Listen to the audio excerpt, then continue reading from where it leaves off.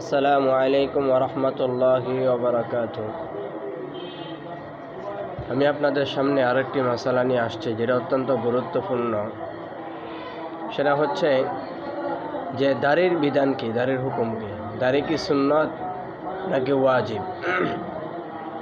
দেখেন, বর্তমানে কিছু আলেম নামে জাহেলে মুরাক্কাব, যেমন মুফতি আলাউদ্দিন জিহাদি, সে বলে দাড়ি রাখা ওয়াজিব নয়, দাড়ি রাখা সুন্নত, এরকম বলতেছে। তা আসলে আল্লাহ তাআলার কাছে দাড়ি অনেক গুরুত্বপূর্ণ একটা সুন্নত, কিন্তু আমরা মনে করি যে দাড়ি রাখা এটা সুন্নত। আসলে সুন্নত কোন দিক থেকে আমি বলি, যেহেতু দাড়ি রাখার বিধানটা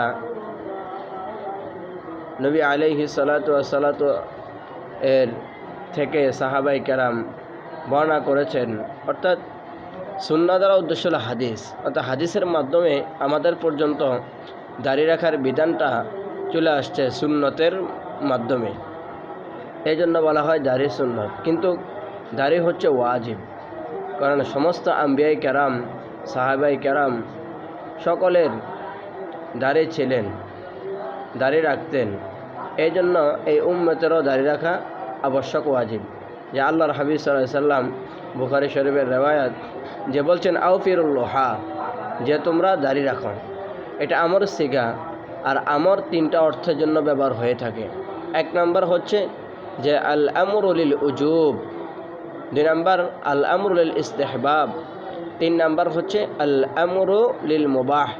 এখানে যে বলছে আউফিরুল্লাহা, অর্থাৎ আল আমরু লিল উজুব, উজুবের জন্য ব্যবহার হয়েছে, অর্থাৎ দাড়ি রাখা আবশ্যক হবে।